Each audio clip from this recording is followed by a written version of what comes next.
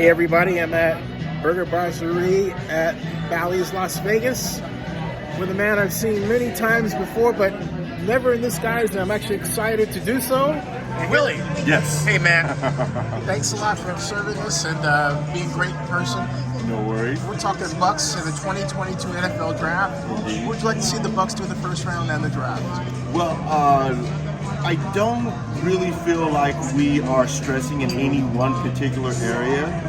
I mean, defense is always going to be a good place to go in the first round, but I think our defense is pretty solid. I haven't really heard of us like losing anyone. We might, I'm not sure, but that's going to be one of those things that happens after the draft. Of course, right now, I think the main thing that we probably could get is another wide receiver to go down there with the guys that we already have, like with the Godwin and the and Mike.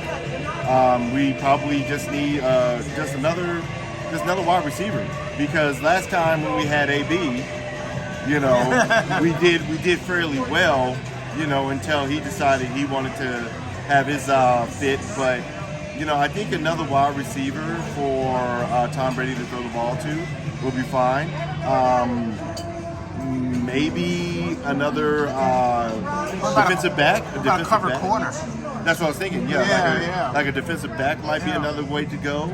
I feel like any of those two directions will be perfect for us. Honestly, we're kind of aging on the defensive line also, so I would love one more defensive lineman, maybe a defensive tackle, maybe a defensive end. Well, more or less defensive tackle, because I like Vita Vea, but I would like somebody else other than who we have. I mean, don't get me wrong, I like Ndamukong Suh. I like him, but he's also another aging guy. So I would love for us to probably pick somebody else up as the If you could move all the way up to get Jordan Davis from Georgia. If we moved all the way up to get him, I mean, here's the thing.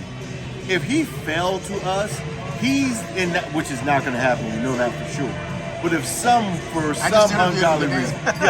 some ungodly reason he fell, of course we taking him. He's the best player on the board at that point in time. You know, so it's all going to be about, for us, I honestly believe, is taking the best player on the board at that point in time, regardless of who it is. Well, I take that back. I don't see us taking a running back. I don't see us taking a quarterback. The best player on the board, I see us taking, if it's not a running back or a quarterback. I see that happening. I thought you guys were going to go after Jameis Winston for bring him back. It would have been nice to have him. Look, I'm not even going to start with that, because I can go all day. Because they mishandled it. I think they mishandled it big time. High five. Big time. But that is one of those things to where I believe they were listening to the fans more than they were trying to, because unfortunately the fans are what these franchises live and die by. So, you know, they were listening to the fans. Me personally, I just thought, like, Jameis Winston went through a lot of offensive coordinators and a lot of head coaches, and that's a lot of different styles. And granted, on his part too, he probably could have been gotten a little bit more better, to where he could have handled situations a little bit better. Well, I look at it this way though. Basically, with Bruce Arians, his offense was poorly designed. He had him throwing deep. There was no timing. Well, put him in the Saints offense. But Bruce Arians, but he wasn't there with Bruce Arians. But I had the same conversation with Dirk Cutter, because I interviewed Dirk Cutter about that. Yeah. Right. But I think the Glazers wanted that kind of offense and didn't know what they were asking for until they got Tom Brady. Right. Tom said, "I can't run this offense." But with AB there, or not AB, but. Yeah, that's it. Bruce Arians with BA, Bruce Arians. Bruce Arians took a back seat to Brady. They took 15 plays out of that system and put him in with ball control. Yeah, see, I did not know that, because I don't follow it that deeply. But I gotcha.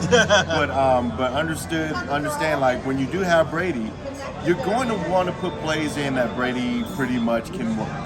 You know, and that's how you're going to do it, because it's Tom Brady. You know, it's with any top of the tier quarterback.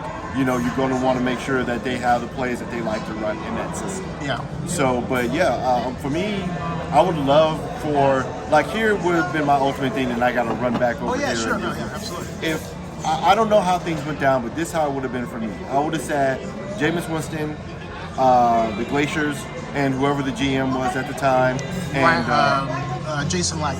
Jason Light, and then I would have had Tom Brady all in the room. Hey guys, this is what we want to do. If I was, and me being me, if I had Tom Brady sitting right there, as James was, I'd be like, man, I just want to learn. I would take a pay cut. I just want to learn. I just want to get better. And you are Like he did arguably, with Drew Brees. yeah, you are arguably the GOAT right now. So, but I don't think that happened. So, but for me, that's what I would have done if I would have were the GMs, or if I was like the owners. I would have sat everybody in the room and just been like, look, this is what we were thinking, you know, and see what happens there. And then if nobody could make things happen, then of course trade Jameis to wherever you wanted to go, and then put Tom Brady at the helm. But me personally, I would have had everybody in the room and just discuss that stuff first, because Jameis Winston is only 26, 27. Yep. And a dad with 2 kids. Man. And a husband. Yeah. Thank you so much. Hey, see this man when you come here. Thank you. You got it. Thank you, man. Yeah. Check him out, folks. Great guy, Willie. Great guy. You can tell our plates are empty.